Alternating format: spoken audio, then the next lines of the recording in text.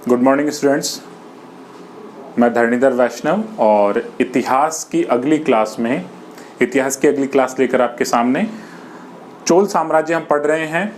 और चोल साम्राज्य का राजनीतिक इतिहास हम पहले पढ़ चुके हैं। तो आज जो हमारी क्लास है वो चोल साम्राज्य के आधार स्तंभ या यूँ कहें कि मुख्य विषय वस्तु जो चोल साम्राज्य के लिए मानी जाती है वो है चोल साम्राज्य का स्थानीय स्वशासन या प्रशासन, जो व्यवस्था इनकी थी उसके बारे में पढ़ना है।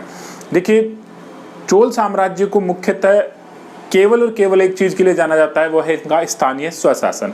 शासकों की उपलब्धियां हैं, प्रत्येक वंश में शासकों की उपलब्धियां रही है निश्चित रूप से, तभी वो इतना बड़ा साम्राज्य बना होगा।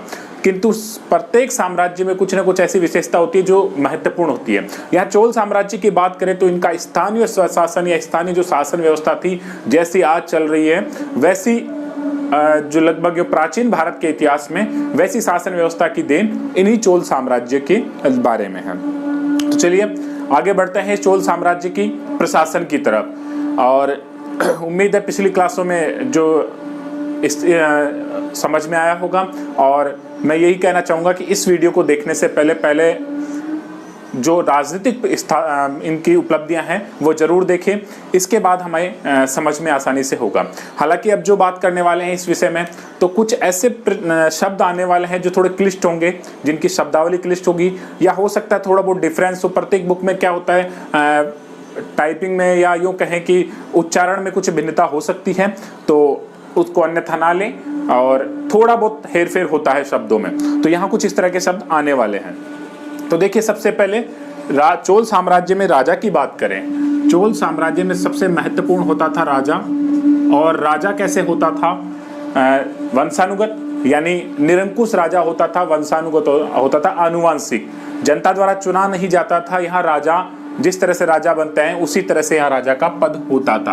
हालांकि राजा पर कंट्रोल होता था, नियंत्रण होता था कुछ संस्थाओं का, किंतु अंतिम निर्णय राजा का होता था, शासक का होता था। वो अपने आप में पूरी तरह स्वतंत्र था, किसी प्रकार का उस पर कोई दबाव नहीं था। इसके लिए देखिए, राजा के बारे में बात करें तो कुछ ऐसी उपाधियां मिलती है राजा के लिए, जैसे चक्रवर्ती बल और त्रिलोक सम्राट की उपाधि भी ये धारण करते थे। जो राजा के बारे में है वो कौन सी उपाधियां,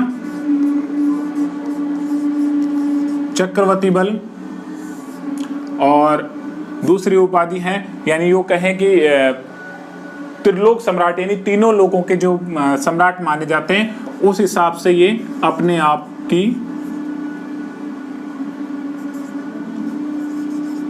त्रिलोक सम्राट अपने आप को कहलवाना पसंद करते थे। तो चक्रवर्ती बल और त्रिलोक सम्राट की इनकी उपाधि हुआ करती थी राजा की। इसी शब्द से हमें अंदाजा लग सकता है कि शासन व्यवस्था में राजा का क्या स्थान रहा होगा। अब राजा देखो, जिस तरह से मंत्री परिषद होता है या राजा के जो सहायक होते हैं, उसके लिए राजा ने यहाँ चोल साम्राज्य में एक संस्था हुआ करती थी, नाम था उड़न कुट्टम। तो जो उड़न कुट्टम संस्था होती थी, ये एक तरह से राजा के निजी सहायक होते थे, या यूँ कहें उच्च स्तर के पदाधिकारी, यानी बड़े जो मंत्री होते थे, सलाहकार होते थे, वो किसमें होते थे, उड़न कुट्टम संस्था में। और इनके लिए हम क्या कह सकते हैं, निजी सहायक, किसके, राजा के। राजा के निजी सहायक भी कह सकते हैं, या उच्च पदाधिकारी, जो शासन में ऊंचे पदाधिकारी होते थे, उनके लिए यह संस्था होती थी उड़न कुट्टम संस्था। महत्वपूर्ण शब्द आता है, कुछ इसी तरह से क्लिष्ट शब्द आने वाले हैं, तो घबराइए नहीं, 3-4 बार अगर हम इसका रिवीजन करेंगे हमें शब्द याद हो जाएंगे। तो उड़न कुट्टम संस्था में ये इस तरह के निजी सहायक या इसके उच्च पदाधिकारी हुआ करते थे। अब देखिए, उच्च पदाधिकारियों के साथ कुछ शब्द ऐसे आएंगे जो इसके दरबार में हुआ करते थे। तो उड़न कुट्टम के बाद हम देखते हैं पेरुंदड़म, कुछ नाम आएंगे। जो पेरुंदड़म शब्द आता है वो राजा के यहाँ पर जो वरिष्ठ अधिकारी हुआ करते थे, ये तो उच्च पदाधिकारी और कुछ कर्मचारी हुआ करते थे या अधिकारी हुआ करते थे, जिनको वरिष्ठ यानी इनसे थोड़े नीचे वरिष्ठ कर्मचारी या अधिकारी, ये तो निजी सहायक हो गए यानी कुछ खास हो गए, और यहाँ पर ये वरिष्ठ। पेरुंदड़म के बाद सेरुंदड़म एक नया शब्द आता है जो होता था कनिष्ठ अधिकारी। सेरुंदड़म का मतलब यहाँ पर क्या है, कनिष्ठ, ये वरिष्ठ हो गए, और ये हो गए कनिष्ठ, यानी इनकी तुलना में छोटे। तो इस तरह के शब्द हमें देखने होंगे लगातार। पेरुंदरम, सिरुंदरम। अब एक राजा की जो व्यक्तिगत अंगरक्षक होते थे, यानी जिसको बॉडीगार्ड कह सकते हैं, वो भी यहाँ पर वेडेकार के नाम से जाने जाते थे। वेडेकार यहाँ पर उनको कहा जाता था। वेडेकार किसे कहते थे? राजा के अंगरक्षक, यानी बॉडीगार्ड। राजा के जो व्यक्तिगत सुरक्षा करते थे उनके लिए वेडेकार शब्द का प्रयोग कहा जाता था। जैसे आज वर्तमान में एक मुख्य सचिव होता है, वैसे यहाँ पर एक मुख्य सचिव हुआ करता था, प्रधान सचिव जिसको कहते हैं, वो ओले नायकम शब्द उसके लिए काम में लिया जाता था। क्या कहते थे?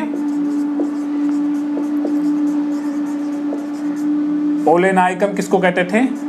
एक प्रधान सचिव को, जो मुख्य सचिव हुआ करता था उसको ओले नायकम कहा जाता था। ये हम ऊपर के स्तर के अधिकारियों की बात कर रहे हैं जो राज्य में केंद्र में हुआ करते थे। इसके अलावा तिरुंदरम एक प्रधान कर्मचारी अलग से हुआ करता था। यहाँ केवल एक शब्द का नाम है, वो हमें याद करने हैं। तिरुंदरम किसे कहते थे? इस सचिव के अलावा एक सचिव के नीचे एक प्रधान कर्मचारी जो कार्य देखता था, वो भी यहाँ पर हुआ करता था। तो ये कुछ तरह के शब्द हैं जो हमें याद करने होंगे। अब देखिए, ये जितने भी व्यक्ति थे जितने मैंने बताए हैं, उडनकुट्टम संस्था के पेरुंदरम, सिरुंदरम, वेडेकार, ओले नायकम और तिरुंदरम, इन सब की नियुक्ति जो थी, यहाँ एक शब्द भाई, नियुक्ति जनता द्वारा नहीं, या चुनाव नहीं, या कहीं और योग्यताएं नहीं थी। इनकी जो नियुक्ति है, इन सब अधिकारियों की नियुक्ति की बात करें तो वो नियुक्ति कौन करता था? राजा। नियुक्ति किसके द्वारा होती थी? राजा के द्वारा होती थी। ध्यान रहे, ऐसा नहीं है कि अलग से चुने जाते थे, ये राजा के द्वारा नियुक्त होते थे।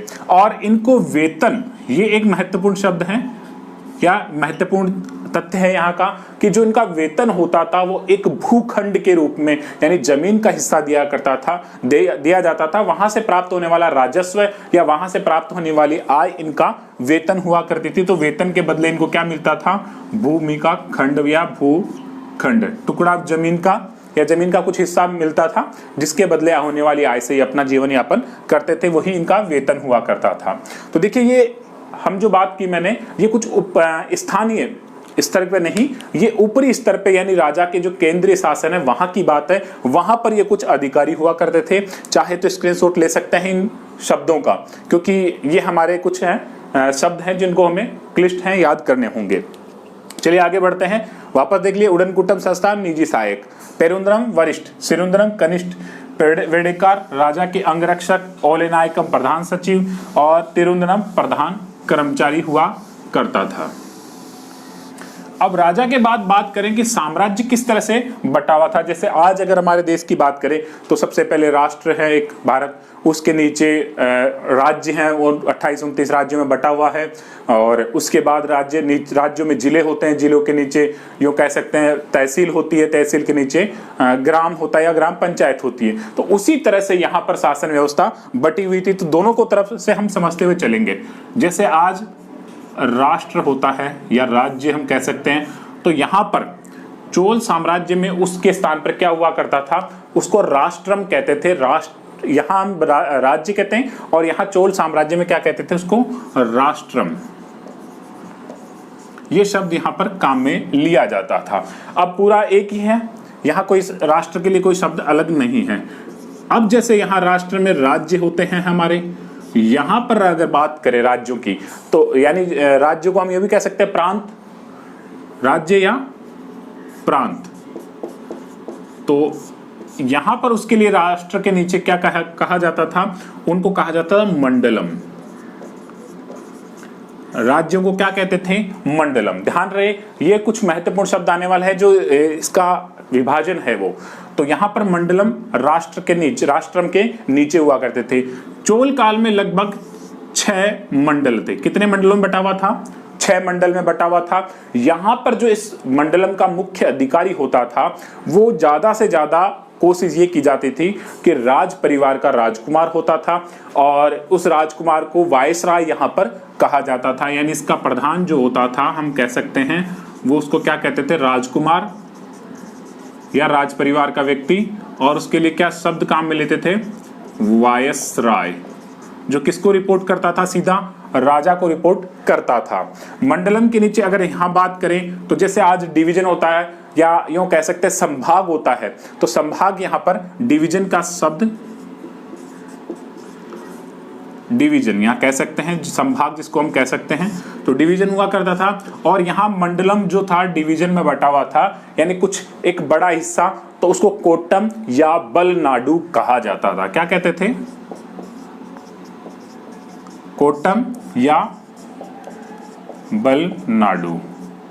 विभिन्न प्रांत जो है किसमें बटे हुए थे, यानी मंडलम किसमें बटे हुए थे, कोट्टम और बलनाडु में बटे हुए थे, बहुत सारे यानी अलग अलग संभागों में बटा हुआ था। और इसके नीचे की बात करें, जैसे डिवीजन में संभाग के नीचे होता है जिला वर्तमान में, तो यहां पर जिले को नाडु कहा करते थे, जिले को यहां पर क्या कहते थे, नाडु। बलनाडु के नीचे या कोट्टम के नीचे क्या हुआ करता था, नाडु। जिले के नीचे जैसे आज वर्तमान में यूं कह सकते हैं कि कुछ गांवों की एक पंचायत होती है, पंचायत यानी पंचायत समिति या तहसील या ब्लॉक जिसको कहते हैं, तो वैसे ही यहां पर बलनाडु के नीचे क्या हुआ था, कुरेम, कुरेम या कुर्रम। शब्द वापस लिखता हूं, कुरेम हुआ करता था जो नाडु के नीचे होता था, और कुरेम के नीचे जिस तरह से आज होता है यहां पर गांव हुआ करते थे। इस तरह से साम्राज्य इनका बटा हुआ था, यानी स्थानीय ऊपर से लेकर नीचे तक की, जैसे राष्ट्र में यानी पूरा देश, मंडलम प्रांत है यानी राज्य कह सकते हैं। पूरा चोल प्रशासन 6 मंडलों में बटा हुआ था, प्रशासन मतलब चोल राज्य। राजकुमार यहाँ प्रधान होता था जिसको वायसराय कहते थे। इसके नीचे बलनाडु या कोट्टम होता था, बलनाडु या कोट्टम के नीचे नाडु, नाडु के नीचे कुरेम, गांव का यानी बहुत से गांवों का समूह, और उसके नीचे गांव हुआ करता था। तो ये एक बहुत ही महत्वपूर्ण स्तर है, क्योंकि यहाँ प्रश्न पूछा जाता है कि चोल साम्राज्य में राज्य को क्या, प्रांत को क्या कहते थे, मंडलम, या जिला स्तर का इकाई क्या थी, वो है नाडु। स्थानीय प्रशासन की सबसे छोटी इकाई वो है गांव।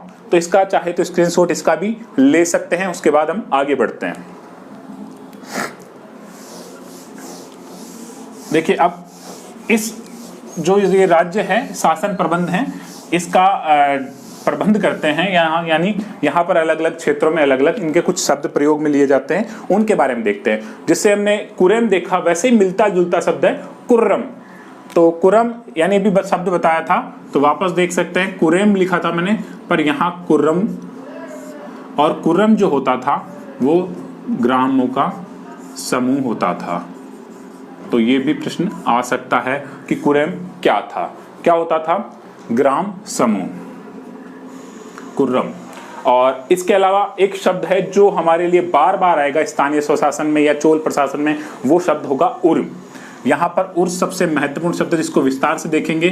उर होता था यहाँ पर ग्राम को उर कहते थे, सामान्य गांव को क्या कहते थे, उर। कुरम तो हो गया ग्रामों का समूह, उर हो गया ग्राम। और जो अभी हमने पढ़ा नाडु, तो नाडु की एक सभा हुआ करती थी, नाडु यानी जिला, और जिले की एक सभा हुआ करती थी, उसको नोटर कहते थे। क्या कहते थे, नोटर। नोटर यानी नाडु की सभा। नाडु की सभा को क्या कहते थे, नोटर कहते थे। इसके अलावा जो कुछ ऐसे क्षेत्र थे जो नगरों के रूप में विकसित हो गए थे, काफी विशाल शहरी क्षेत्र का शहरीकरण हुआ था, तो नगर जो बन गए थे उन नगरों में भी एक सभा हुआ करती थी, उसको नगस्तर कहते थे। क्या कहते थे, नगस्तर या नगस्तर। वो क्या होती थी, नगर की सभा। तो नगर की सभा भी यहाँ पर नगस्तर कहलाती थी। इसके अलावा उरार, जैसे ये उर शब्द बना है वैसे ही उरार शब्द बना है। तो उरार क्या होता है, जैसे उर का मतलब ग्राम होता है, तो उरार क्या हो गया, यही लिख देता हूं, उरार। उरार का मतलब क्या हो गया, ग्राम की सभा। उर तो हो गया गांव, उरार हो गया गांव की सभा। तो ये कुछ महत्वपूर्ण प्रचलित शब्द है। इसके बाद हम स्थानीय प्रशासन को देखने वाले हैं। कुर्रम गांव का समूह, उर ग्राम, और उरार ग्राम की सभा। नोटर नाडु की सभा, नगस्तर नगर की सभा। इसके अलावा देखिए एक और, कुछ जो बड़े शहर होते थे या गांव जो थे वो स्वयं कुर्रम बन जाते थे, यानी बड़ी बात की वापस मैंने, जिसे कुर्रम का मतलब होता है ग्राम समूह। तो ये स्वयं जो काफी क्षेत्र बड़ा हो जाता था, या जिनको कहते हैं कि एक विशालता ले लेते थे अपने आप में, क्योंकि ग्राम समूह को ज्यादा बड़ा नहीं है, यहाँ पर ग्राम है, ग्राम समूह है, पर ये जब बड़ा रूप धारण कर लेता था या बड़ा शहर जब बन जाता था तो उसको क्या कहते थे, यहां पर ये ध्यान रहे, तंकुरम। ये शब्द एक महत्वपूर्ण शब्द है, तंकुरम या तनियूर, दोनों एक ही चीज है, दोनों शब्द एक ही बात है, तंकुरम या तनियूर। किसको कहते थे? बड़े ग्राम या कुरेम।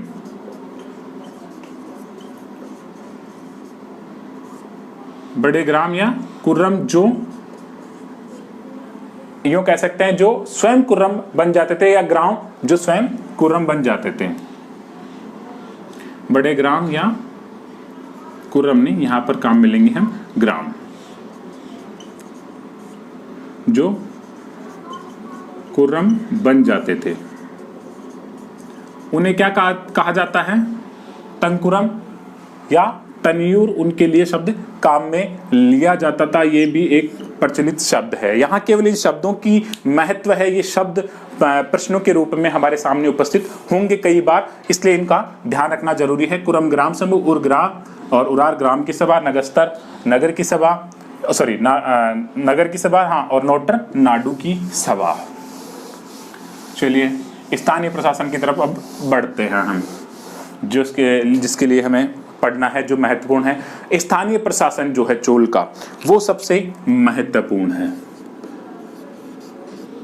ऊपरी स्तर पर हम देख चुके हैं और इसी के लिए इसको जाना जाता है। स्थानीय प्रशासन के लिए प्रश्न कभी बनता है तो यहीं से बनता है। स्थानीय प्रशासन चोलों के लिए स्थानीय प्रशासन ही सबसे महत्वपूर्ण रहा।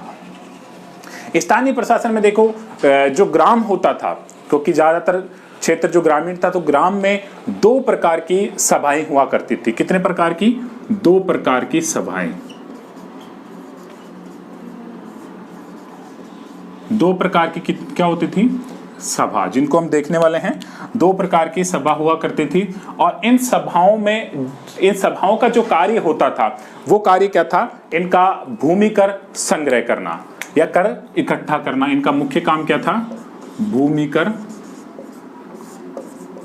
संग्रह। इसका क्या था? कार्य था, मैंने लिखना छोड़ दिया। तो इनका कार्य क्या था? इन सभाओं का 2 प्रकार की सभा थी, इनका मुख्य कार्य क्या था? भूमि कर जो गांव में होता था उसको इकट्ठा करके उच्च स्तर तक या अपने बड़े अधिकारियों तक प्रेषित करना, पहुंचाना, इसके प्रमुख काम थे। तो इस 2 प्रकार की सभाओं में हम सबसे पहली देखते हैं जो सामान्य सी है, जिसके लिए मैं बात कर चुके हैं। उर का मतलब बता चुका हूं, उर का मतलब ग्राम। तो उर एक ग्राम और ग्राम की सभा, उरार जिसको कहते हैं, पर यहाँ पर उर शब्द ही काम में लिया गया है, ग्राम सभा। तो एक सरल प्रकार की एक गांव की सामान्य सभा थी। यहां मैं लिख देता हूं, सरल प्रकार की गांव की सामान्य सभा। इसको क्या कहते थे?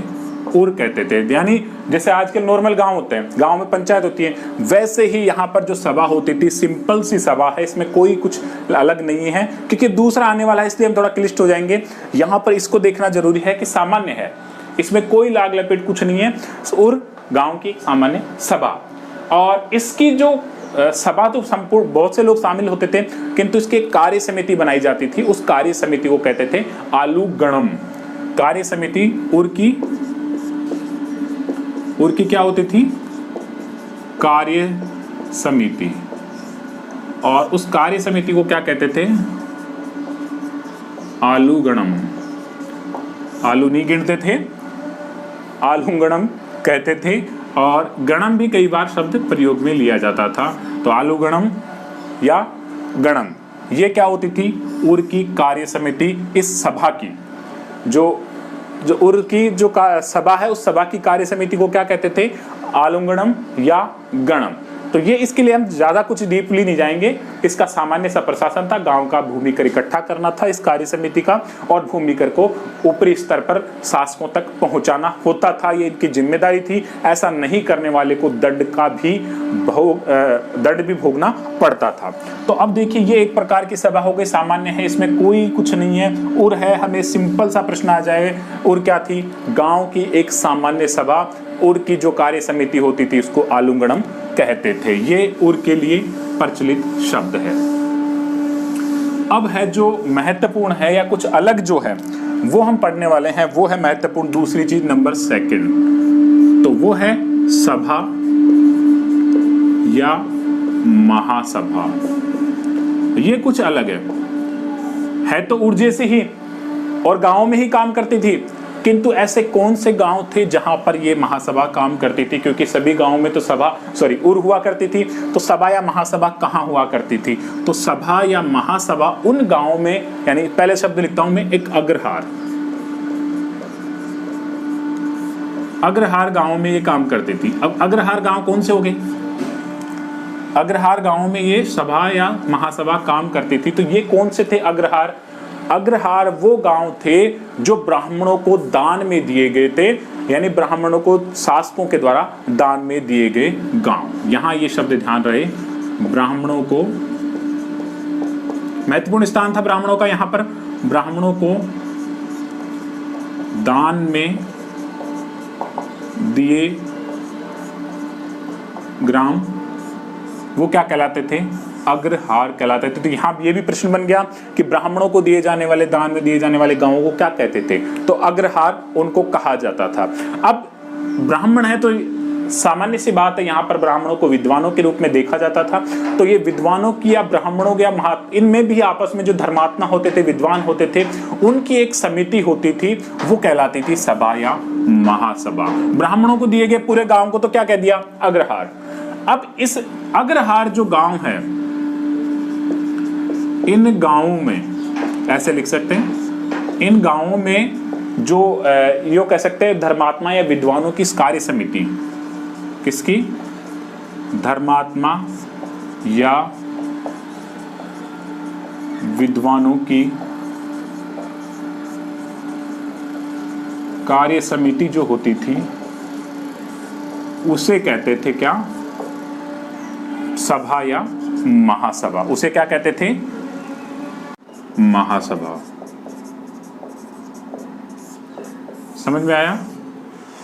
ठीक है, आगे बढ़ते हैं। अग्रहार गांव ब्राह्मणों को दान में दिए गए। अब पूरा गांव दान में गया तो सारे ही व्यक्ति तो हो नहीं सकते कि सभा बनाए। इनमें कुछ धर्मात्मा या विद्वान हुआ करते थे, उनकी जो कार्य समिति होती थी भूमि कर संग्रह करने वाली, उसको क्या कहते थे? सभा या महासभा उनको कहते थे। अब देखिए यहां तक समझ में आ गया। इसके आगे बढ़ते हैं। इस सभा की कई समितियां बनी होती थी। ये सभा या महासभा हो गई। इस सभा की अन्य समितियां जो होती थी, जो कार्य करती थी, ये थोड़ी क्लिष्ट है, और तो सामान्य थी। अन्य जो समितियां थी उनको क्या कहते थे? उनको वारियम। क्या कहते थे? उनको वारियम कहते थे। इस शब्द का विशेष ध्यान रहे। वारियम क्या होता था?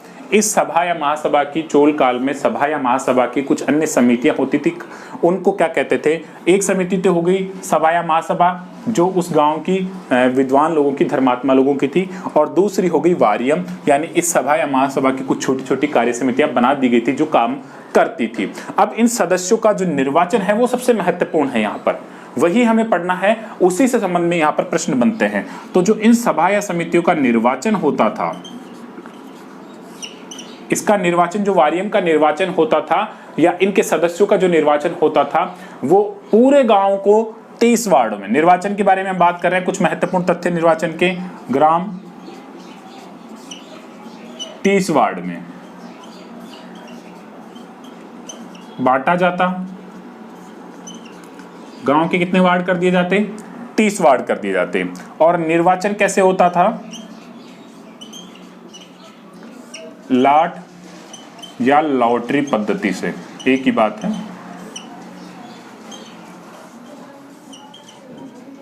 लाट या लॉटरी पद्धति से इनका 30 वार्डों से एक एक प्रतिनिधि चुना जाता था। जैसे आजकल पार्षद चुने जाते हैं या पंच चुने जाते हैं, वैसे ही गांव को पूरे गांव को ये जो महासभा वाले अग्रहार गांव है इनको 30 वार्ड में बांट दिया जाता और इन 30 वार्डों से प्रत्येक से एक आदमी का निर्वाचन होता था। पर वो निर्वाचन यहाँ पर ध्यान रहे जनता द्वारा प्रत्यक्ष ना होकर कैसे होता था, लाट या लॉटरी पद्धति से। क्या होती है लॉट या लॉटरी पद्धति? एक सामान्य सा प्रयास करते थे ये कि जो भी व्यक्ति हैं, जैसे मान लीजिए इस वारियम में 30 सदस्य होने हैं, 30 वार्डों में बांटे जाते 30 आदमी होंगे, तो प्रत्येक वार्ड से यानी प्रत्येक वार्ड में क्या करते थे, जो भी व्यक्ति उसका सदस्य बनना चाहता उनके नामों की एक पर्ची तैयार की जाती और एक पात्र में रख दी जाती, एक बर्तन में रख दी जाती। यानी एक तरह से पर्ची का सिस्टम था, हिला दिया, मिक्स कर दिया आपस में और रख दिया। फिर किसी सामान्य एक बच्चे या बुजुर्ग को, बच्चे ज्यादातर ये बच्चे को काम में लेते थे इस काम के लिए, छोटे बच्चे को क्योंकि उसे समझ नहीं होती थी, वो आता और उसे एक पर्ची निकालने के लिए कहते, जिस भी व्यक्ति के नाम की पर्ची खुलती वही उसका सदस्य बन जाता था, उस वारियम समिति का या उस वार्ड से निर्वाचित होता था। यहां ये ध्यान रहे, लाट या लॉटरी पद्धति का मतलब है पर्ची सिस्टम, पर्ची डालेंगे, जिसके नाम की पर्ची आएगी वही व्यक्ति उस वार्ड का सदस्य चुना जाता था। यहां ये लॉट या लॉटरी पद्धति थी। तो इस तरह से इनका निर्वाचन होता था। चलिए, ये निर्वाचन महत्वपूर्ण था, हम देख चुके हैं। इसके कुछ आगे बढ़ते हैं, अन्य तथ्यों के बारे में वो देखते हैं। पहले मैं इसको मिटा देता हूं। वापस देखिए, अग्रहार ब्राह्मणों को दान में दिए गांवों को कहते थे और इन गांवों में जो धर्मात्मा या विद्वानों की कार्य समिति होती थी उसको सभा या महासभा कहते थे। ठीक है। अब महासभा या सभा की कुछ समितियां होती थी जिनको हम क्या कहते हैं, वारियम। और वारियम का जो निर्वाचन होता था वो इस तरह से होता था कि एक वार्ड में, एक गांव में 30 वार्ड बनाए जाते थे और 30 वार्डों से एक एक आदमी चुना जाएगा प्रत्येक से। तो और चुनाव लाट पद्धति से पर्ची सिस्टम द्वारा होता था। इसके बाद देखिए यहां पर कुछ और तथ्य भी हैं। वो है यहाँ जो ये महासभा है, इस महासभा को भी कुछ अलग नाम दिया गया है। तो महासभा को यहाँ पर जो चुनती थी उस महासभा को पेरुमगुरी कहते थे। पेरुमगुरी, यहाँ पर इस शब्द को काम में लिया जाता था, महासभा को पेरुमगुरी कहा जाता था। अब इसके जो सदस्य चुने जाते थे इस महासभा के, जो व्यक्ति वार्डों से चुन के आए हैं वही इसके सदस्य होते थे, तो उनको कहा जाता था पेरुमकल। क्या कहते थे?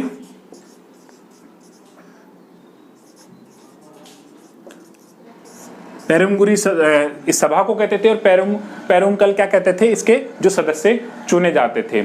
और वारियम जो सदस्य थे, यानी ये तो महासभा के सदस्य हो गए, पूरे गांव से 30 वार्डों में बांट दिया, वो तो इसके सदस्य हो गए। और जो वारियम थी, अलग अलग समितियां बनी थी, उन समितियों को क्या कहते थे, वारियम पेरुमकल। यानी वारियम समिति है, वारियम पेरुमकल। थोड़ा सा क्लिष्ट है, ध्यान रहे, ज्यादा इतना दिमाग पे अनावश्यक जोर ना डाले, शब्दों पे ध्यान दें। महासभा अग्रहार गांव में, महासभा को पेरुमगुरी या पेरुमकल, जो 30 आदमी चुने जाते थे उनको ये कहा जाता था। और इन महासभा की कुछ वारियम यानी समितियां बनी होती थी, वारियम यानी समितियां, इन्हीं आदियों में से ये समितियां बनाई जाती थी, 30 आदियों में से, और वारियम पेरुमकल उसको कहते थे।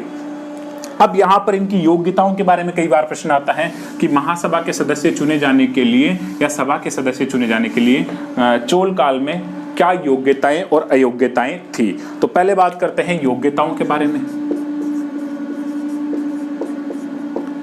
तो नंबर 1 योग्यता की बात करें तो यहाँ पर सामान्य नहीं, विद्वान व्यक्ति को यहाँ पर चुना जाता था, क्योंकि विद्वानों की है अग्रहार गांव है, क्योंकि सामान्य गांव में तो और हो गई और यहाँ ये ब्राह्मणों को दान में दिए गए अग्रहार गांव में, तो यहाँ तो विद्वान होना स्वाभाविक था। तो यहाँ पर उस व्यक्ति को एक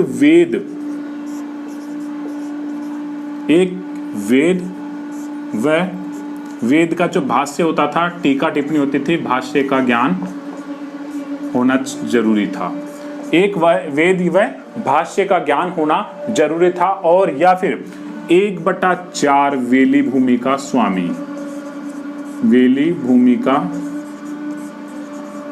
स्वामी यानी मालिक होना जरूरी था। ऐसा नहीं किसी भी व्यक्ति को बना दें। 1/4 वेली भूमि का मतलब यहां होता था लगभग 1.5 एकड़। क्या होता था, 1.5 एकड़ के करीब भूमि का उसको मालिक होना चाहिए था। पहली शर्त यही थी। हो सकता है एक वेद से ज्यादा चारों वेदों का भी ज्ञान हो तो ये बाकी शर्त भूमि वाली हटा दी जाती थी, और 1/8 वेली भूमि का होने पर ये शर्त कई इनमें बदलाव था। हमें सामान्य इतना याद रखना है, 1 वेद व भाष्य का ज्ञान और 1/4 वेली भूमि का स्वामी होना जरूरी था, यानी 1.5 एकड़ भूमि का।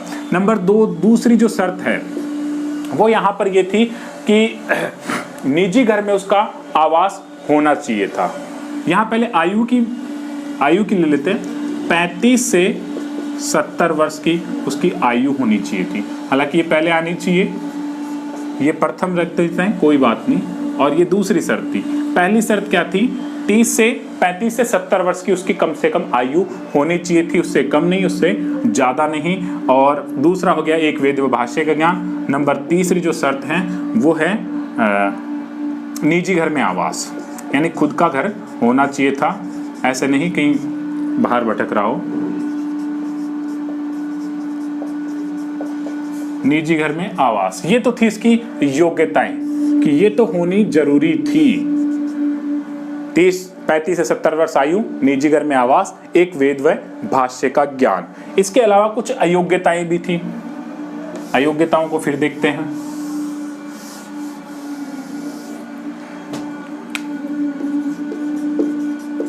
अयोग्यताएं जैसे आजकल राष्ट्रपति प्रधानमंत्री के लिए होती है, वैसे यहाँ पर रखी गई थी, सबसे महत्वपूर्ण है। तो यहाँ पर लगभग पहली बात तो है, लगातार कोई व्यक्ति, पहली जो शर्त है वो 3 वर्ष तक समिति का सदस्य चुना गया उसे नहीं चुना जाएगा।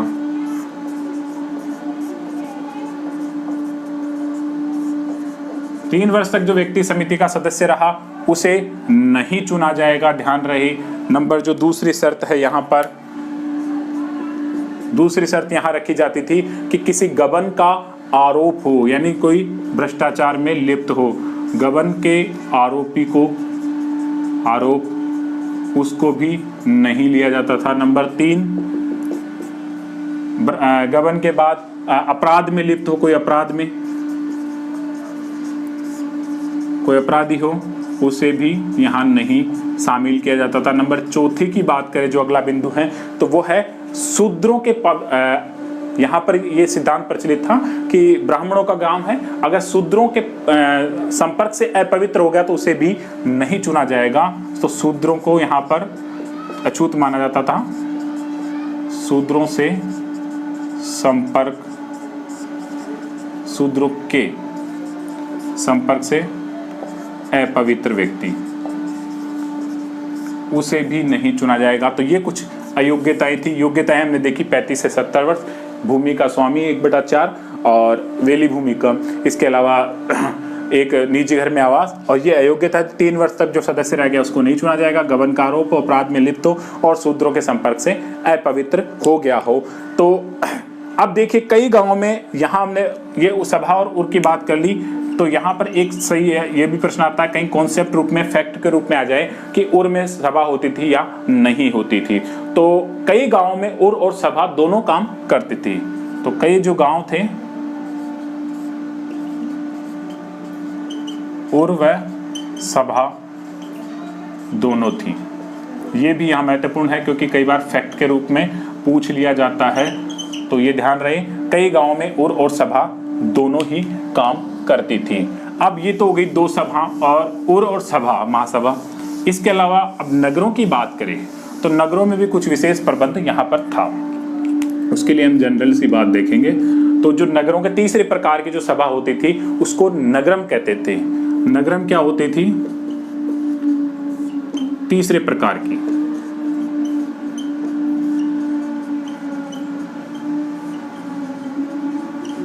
दो तो हो गई, एक तो और हो गई, एक सभा महासभा हो गई, सभा या महासभा, और तीसरी क्या हो गई? नगरम।